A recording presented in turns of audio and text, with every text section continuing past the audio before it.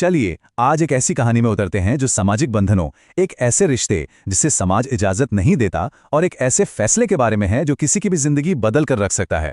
ये कहानी है दो आत्माओं के बीच बने एक पवित्र रहस्य की।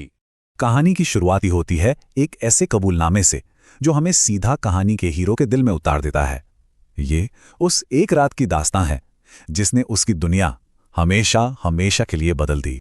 तो कहानी का पहला चैप्टर, एक अप्रत्याशित मुलाकात। हमारा हीरो है राहुल, 22 साल का एक सीधा साधा शर्मीला सा लड़का जो अपने परिवार के कहने पर न चाहते हुए भी एक शादी में चला जाता है। उसे जरा भी अंदाजा नहीं था कि वहां उसकी मुलाकात एक ऐसे इंसान से होने वाली है जो उसकी पूरी दुनिया ही पलट कर रख देगा। तो चलिए मिलते हैं कहानी के इन दो अहम किरदारों से। एक तरफ है राहुल जो ज्यादातर अपनी ही दुनिया में रहता है और दूसरी तरफ है प्रिया, उसकी भाभी। 4 साल हो गए हैं दोनों को मिले हुए और प्रिया वो समाज के एक बहुत बड़े दबाव से गुजर रही है। शादी के 4 साल बाद भी उसकी गोद सूनी है और ये बात उसकी जिंदगी पर एक बोझ सी बन गई है। और मजे की बात देखिए, राहुल जिसने कभी किसी लड़की की तरफ इस तरह से देखा तक नहीं था, 4 साल बाद जब प्रिया को देखता है तो बस देखता ही रह जाता है। पहले ही नजर में वो उस पर फिदा हो जाता है, मानो उसका पूरा मिजाज ही बदल गया हो। और फिर कहानी में आता है एक मोड़। शादी के उस शोर शराबे में राहुल एकदम अकेला पड़ जाता है। उसे रात गुजारने के लिए कोई जगह नहीं मिलती। ऐसे में प्रिया उसके पास आती है।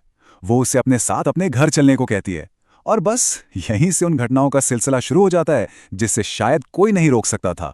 अब आता है कहानी का दूसरा हिस्सा, समाज का ताना। ये एक दर्दनाक सच्चाई है। घर जाते हुए रास्ते में कुछ ऐसा होता है जो प्रिया के दिल में दबे उस गहरे दर्द को सामने ले आता है और राहुल को उसकी जिंदगी की कड़वी हकीकत से रूबरू कराता है। जरा माहौल को सोचिए, रात का घना अंधेरा, एक संकरा सा रास्ता। प्रिया राहुल को अपना हाथ देती है ताकि वो कहीं भटक न जाए।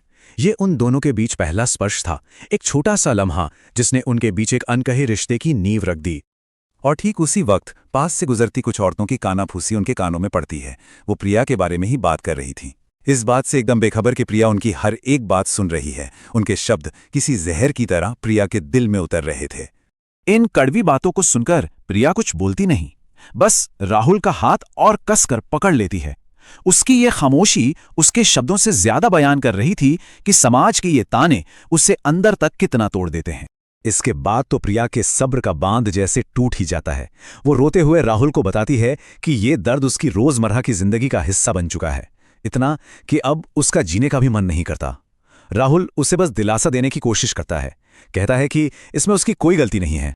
और यहीं से कहानी का तीसरा हिस्सा शुरू होता है, एक गहरा राज। घर पहुंचने के बाद जब वो दोनों अकेले होते हैं तब प्रिया एक ऐसा राज खोलती है जिसे उसने आज तक अपने दिल में ही छुपा कर रखा था। एक ऐसा राज जो उनके रिश्ते को हमेशा के लिए बदल कर रख देता है। फिर बातों बातों में राहुल हिम्मत जुटाकर आखिरकार वो सवाल पूछ ही लेता है जो प्रिया की जिंदगी का सबसे बड़ा दर्द है। और यही सवाल प्रिया के लिए अपने दिल का बोझ हल्का करने का एक मौका बन जाता है। और तब प्रिया वो राज खोल देती है जिसे वो सालों से अपने अंदर दबाए हुए थी।